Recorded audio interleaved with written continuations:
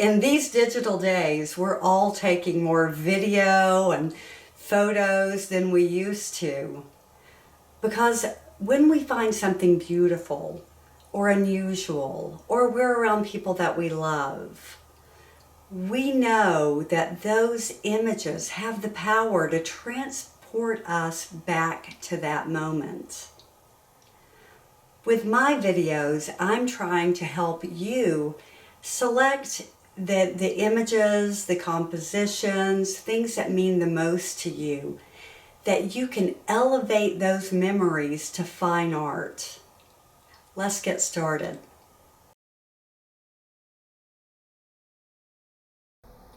I encourage you to go through your videos for still captures, your photos, and select some things that have great meaning to you.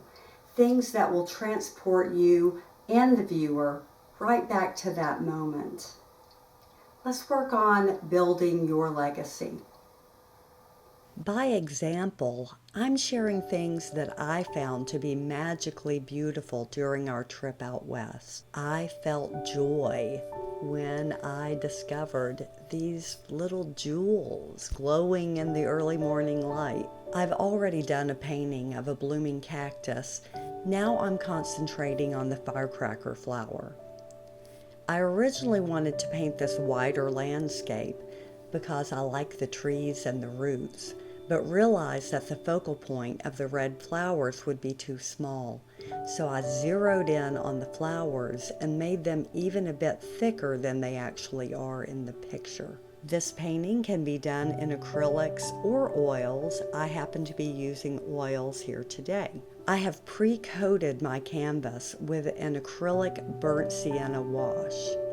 You can learn all about preparing your canvas, sizing your image, and transferring it to the canvas in my video, Paint Tutorial, Japanese Gardens Part 1.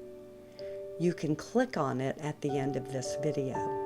Here's a quick picture of my palette.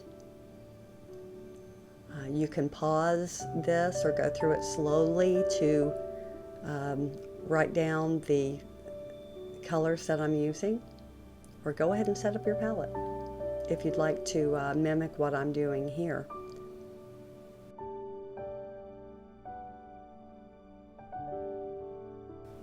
That's Indian yellow in the center that I've covered up. It has kind of an orangey ochre hue.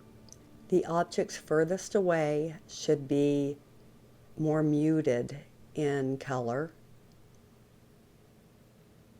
Now, after I did this whole painting, you'll see that I come back and actually mute that a little bit more at the very end. I always suggest that you come back to your painting, the following day or two, and make any necessary adjustments.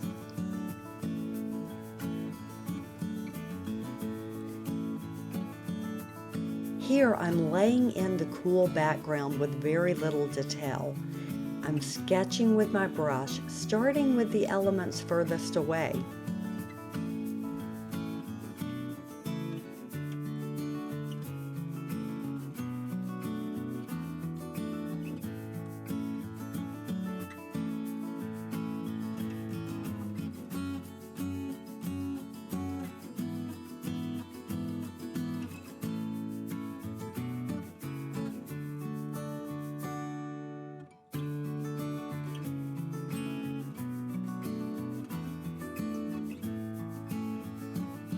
As I go through, I make adjustments. As I lay in more color, you'll see me jump around, and like with that brown that I'm putting in the foreground, I realized I needed more of that brown in the background to tie everything together. Now in the background it will be more muted than in the foreground.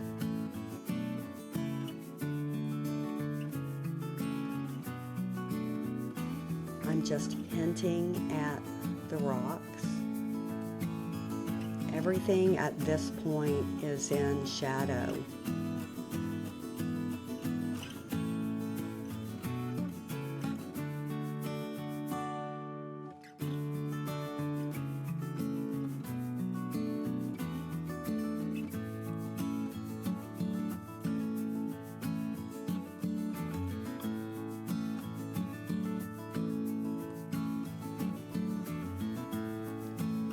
And I'm reserving the darkest darks for the area closest to the viewer.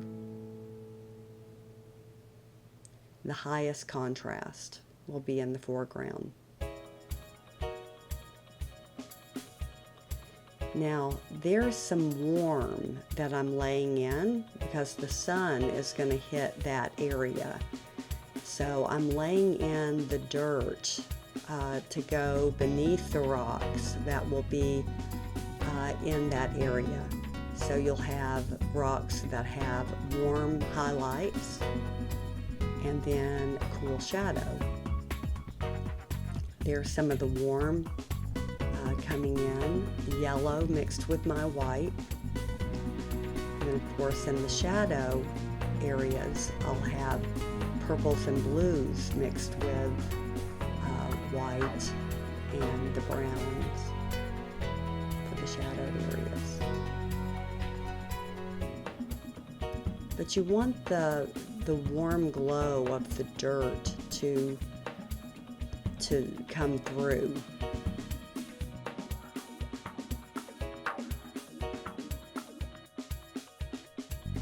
At this point, everything is very painterly. I'm not trying to do any, lots of detail.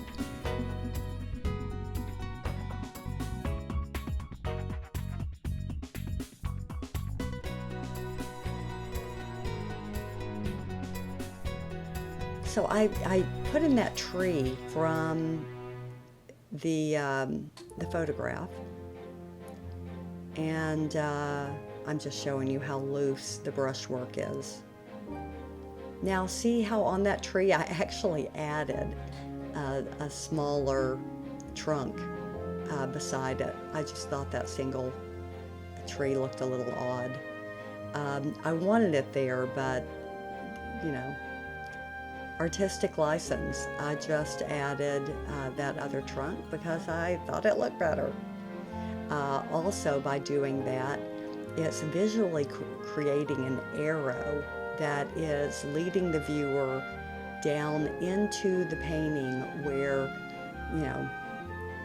the focal point is. Not yet, but it will be.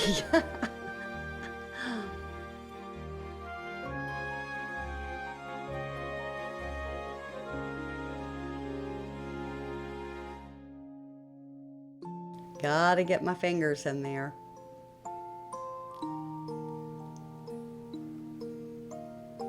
My favorite tool.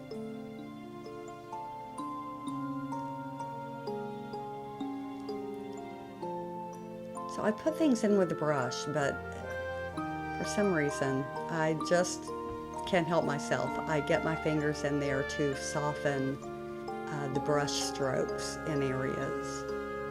Okay, so there's a pretty big jump in the video. Somehow I've managed to lose the part where I was laying in those that little viney plant in the center.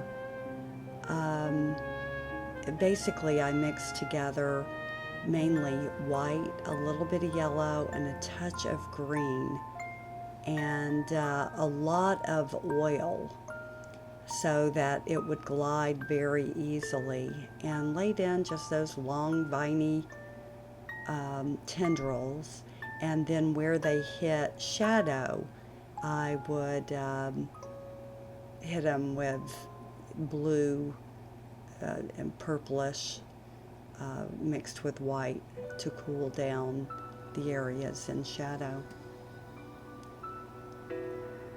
Now I'm on to the stars of the show, the firecracker flowers.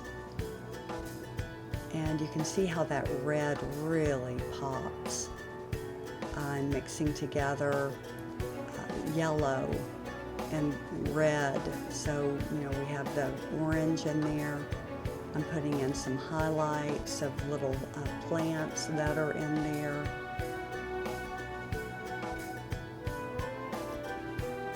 I'm reserving detail only on the firecracker flower that I'm doing right now. And even then, it's still pretty painterly. I'm not trying to get real detailed. That was a big jump. And that one over there is not in my photograph. It's mainly in shadow. I don't want it to be dominant in the painting, but I did feel that the composition needed some of that warm, something kind of warm and interesting over in that area of the painting. So I think it balances the focal point very well. And it makes sense in the painting. So just a little up close to show you that it's really pretty loose brushwork. Here I'm showing you how I'm going back. I mixed up kind of a slurry of red, a little bit of purple and blue, and I'm going into the background. It's a very thin wash, but I'm going back to dull down the color in the background to make it recede even further. I just felt that the colors were a little too bright, and I just wanted to dull them down a little bit so that the foreground becomes even more important. I'm really happy with this composition. I hope that when you see it, that you get a sense of the wonder that I felt when I came across these flowers in the early morning light. Don't forget to subscribe, watch more videos, and I'll see you soon.